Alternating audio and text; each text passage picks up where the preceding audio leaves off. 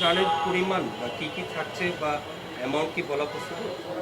অবশ্যই দরকার। একটা ব্যাগে যা থাকে আপনার জানেন, ড্রাই ফুড থাকে আপনার। এখন তো জানেন আপনার রান্না বান্না করার স্কোপ নাই।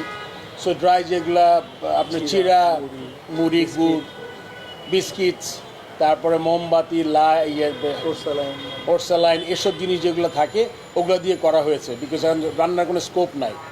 আমরা হয়তো এটা কন্টিনিউ করব, আগামীতে যখন পানি টেনে যাবে তখন হয়তো আরেকটা প্রোগ্রাম করার চেষ্টা করব। তো আপাতত আমরা এই ড্রাই ফ্রুটের একটা ব্যাগ 3000 ব্যাগের মতো আমরা দেওয়ার চেষ্টা করছি।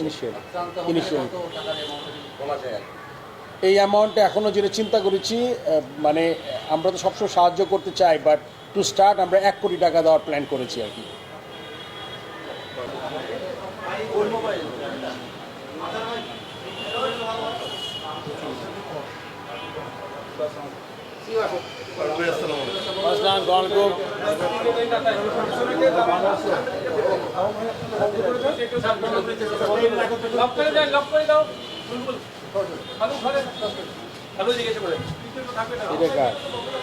তুমি চালাইছো?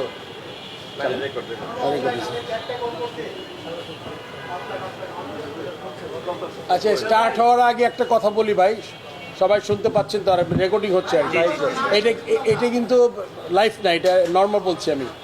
আমাকে যে কোনো ইস্যুতে ক্রিকেট বোর্ড থেকে হয় একটা যে কোনো যেটা আপনাদের জানার ইচ্ছা, কোনো যদি ইমার্জেন্সি ইস্যু আসে ওগুলো কিন্তু বোর্ড থেকে অ্যাড্রেস করা হবে।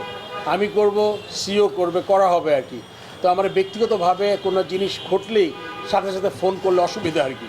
ঠিক আছে, এর কারণে আমার তাহলে কত ফোন ধরতে হয় আমার আর কি।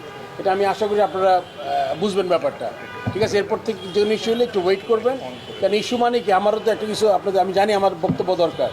ঠিক আছে, সবাই একটু এটা মাথায় রাখেন। আমরা স্টার্ট করতে পারি। আচ্ছা, প্রথমত আমি 2-3 জিনিস ইনফর্ম করে দিচ্ছি আপনাদের।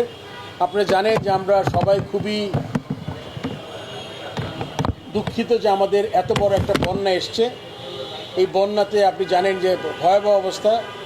বাংলাদেশ ক্রিকেট বোর্ড সবসময়ের মতোই এবারও বন্যার্তদের পাশে দাঁড়াবে, এবং ইনিশিয়ালি আমাদের একটা ত্রাণ পাঠাচ্ছি আমরা, সম্ভবত সেনাবাহিনীর মাধ্যমে কোনো পয়েন্টে আমরা ওই ত্রাণটা যাবে কালকের মধ্যেটা আমার মনে হয়, আশা করি চলে যাবে আমাদের। তারপর আরেকটা ফান্ড আছে, ত্রাণ তহবিল করা হয়েছে আপনারা জানেন চিফ অ্যাডভাইজারের ওখানে আমাদের থেকে একটা ক্যাশ টাকা আমরা দেওয়ার চিন্তা ভাবনা করেছি। এটাও খুব শীঘ্রই আমরা ডিসবার্স করে দিব। আর এর মধ্যে আর ডেভেলপমেন্ট কিছু না। এখন যদি কোনো কোয়েশ্চেন থাকে আপনি আমাকে জিজ্ঞেস করতে পারেন।